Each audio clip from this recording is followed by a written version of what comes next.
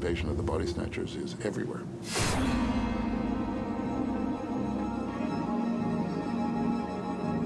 The whole film was done in a spirit of great fun. Oh! What the hell is it? They grow out of those pods.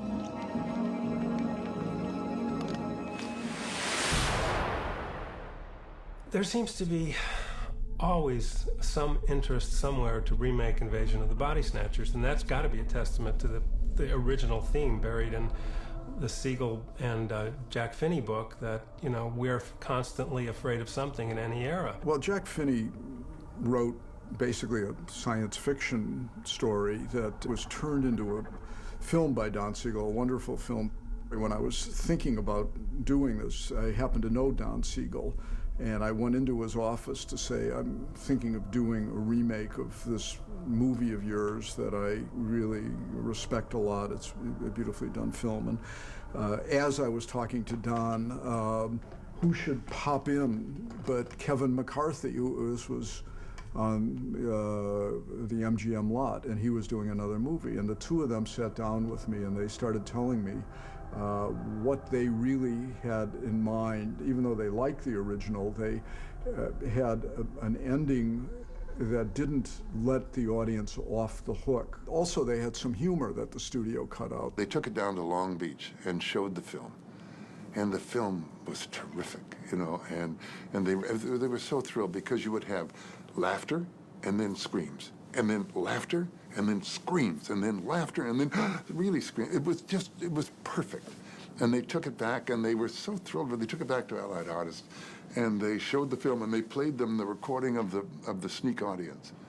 And Allied Artists, the executive said, "Get rid of the laughter." You go, oh God.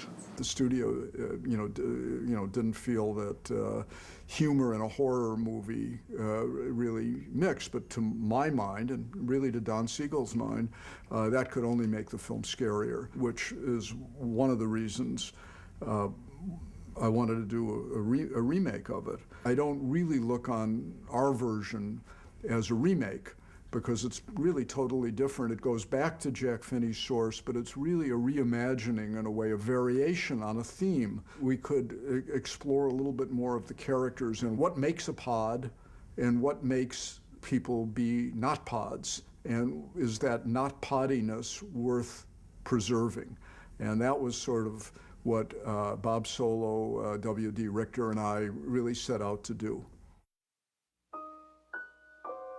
Well, the Finney book, I think, is popular through the years because it plays on a fear that we all have, that people around us are turning secretly on us behind our backs, and if we close our eyes, they'll get us. And that plays out over decades because we're always afraid of somebody. We started out with the same small city idea that was in Jack Finney's novel, which really was someplace north of here. And that was very difficult because it seemed like the world was somewhere else, and here we were in the boondocks, you know, thinking about, well, what are even the locations? Where do people live? And then we sort of felt that as time went on, 20 years had passed really since that film was made, that the real paranoia was starting to lurk more and more in big cities. We decided, let's see what we can do with paranoia coming to a big city. And the basic thing that came to me, probably when I was talking with Kevin McCarthy, was to say, well, how can I get Kevin into this movie? Let's just suppose that he had left the last movie where he wanted to leave it, which is running out of the small town saying they're here, and let's just suppose that he ran for 20 years trying to spread the word. The British are coming, the pods are coming, whatever it was. Lock the door. Lock the door. They're coming! They're coming! Help! Help! They're coming! They're coming! Listen to me! Listen! Help me! You're next, please! Please! You're next! We're in danger! Please, listen to me! Something terrible! Please! You're next! Here they are! They're already here! Come! You're next! They're coming! They're coming! Must have done something.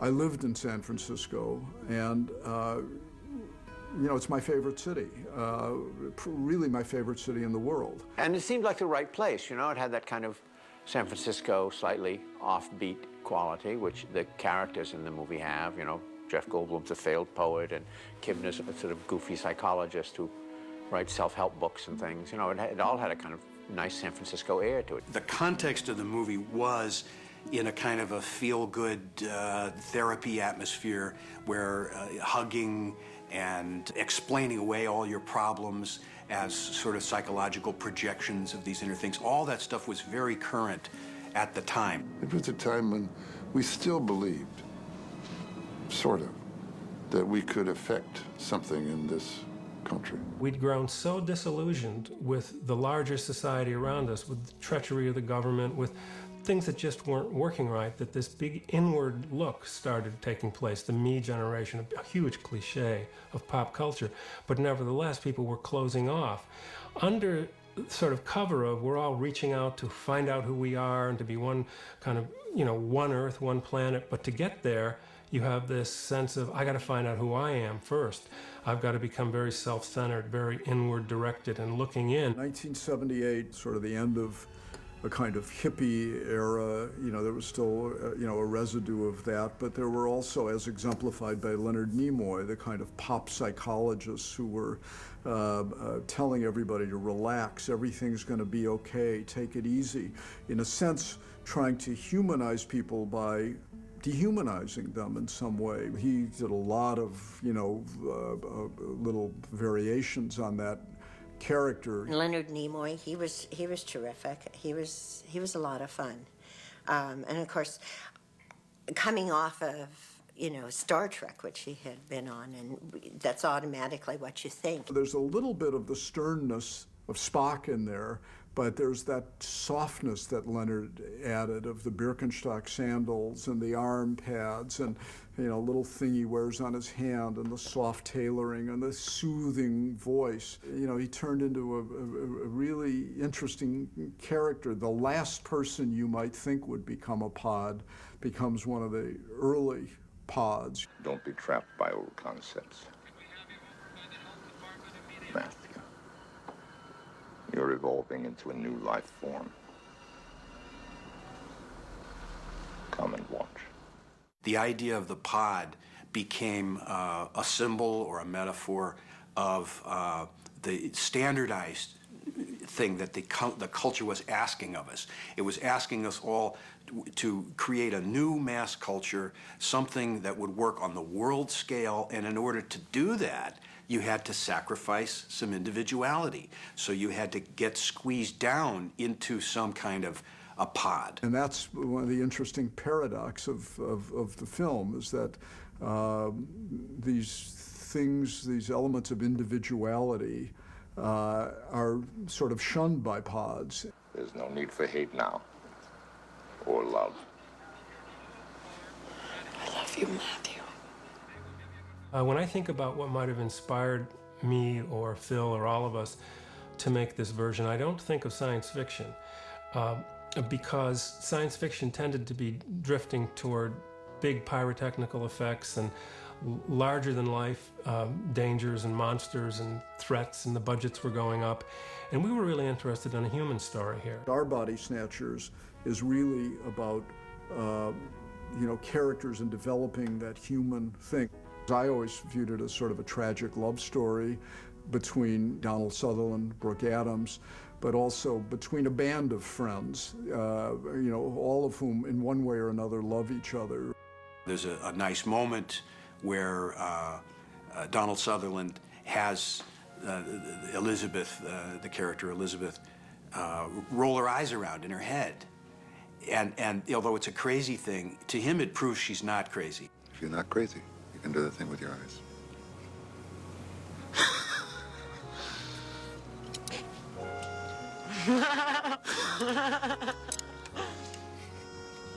You're not crazy.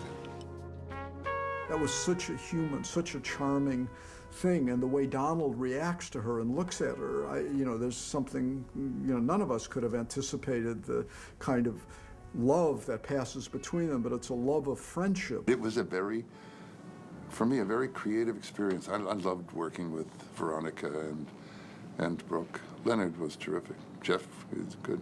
Jeff Goldblum and Veronica Cartwright. They call themselves the dancing Belichicks. They come dancing through our set doing a pas de deux. This all started when we were in the showers, because they had all those shower curtains, and so we would come in and we'd have to see, and then we'd go like this, and we would have to run off and to get the angle and the way the curtains were blowing and everything like that, and be able to pick the guy up that was in the bathtub and stuff like that.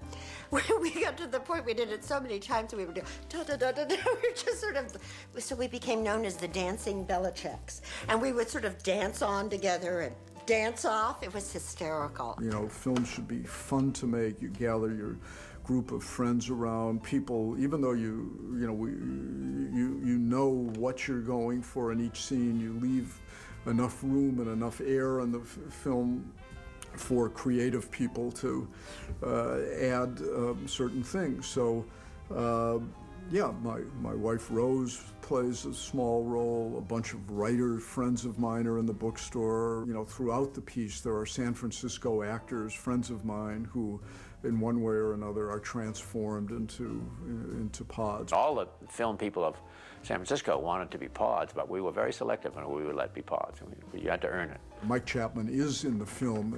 He plays a guy who's sort of cleaning, polishing the floors of the health department, and there's something ominous about it. They are wonderful people in it, you know. I mean, you turn around, and I love Bobby Duvall, and you turn around and he's there. He's just a priest in the corner. I love that. Don Siegel played the taxi driver. I'm sure I've told this story before, but it's true. I was in the front seat, in the passenger seat in the front, with a handheld camera, filming them in the back, and then filming Don Siegel from the side and all that.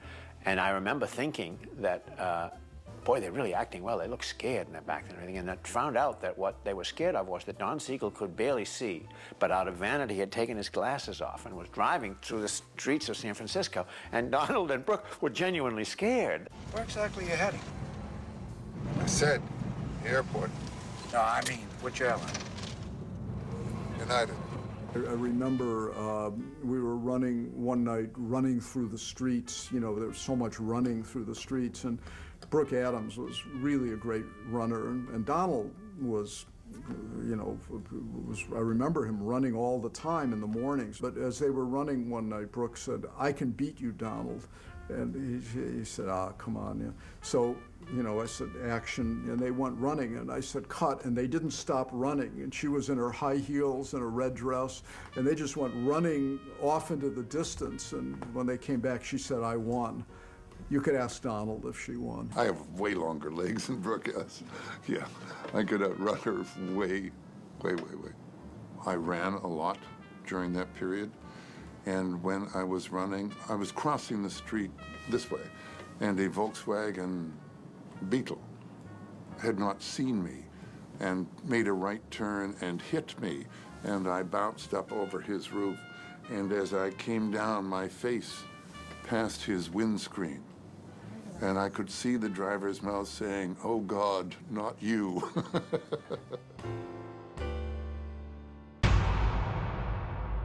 If you look at Donald Sutherland as the main character, as the Hamlet of our piece, so to speak, it's really the story of the development of a pod. And if you were a pod audience out there, you'd be very happy with the way he comes out at the end of the movie. The end scene, Donald had been told something and I was told something else, and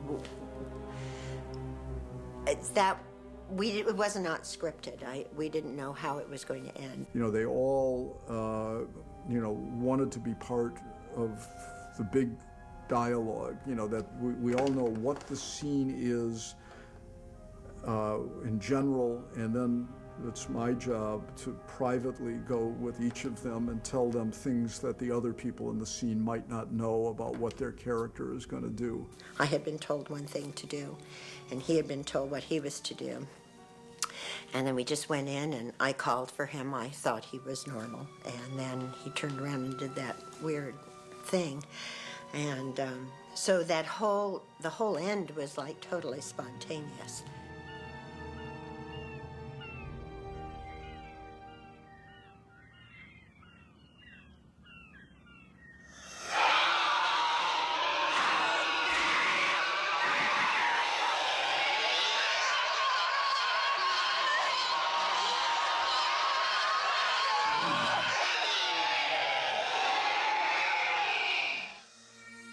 Well, making this movie was one of the truly pleasurable experiences in a business that doesn't really offer you that many thoroughgoing, wonderful times. It seems to me that the movie works in that way of just having a wonderful, jolly good time for an hour and a half or 2 hours.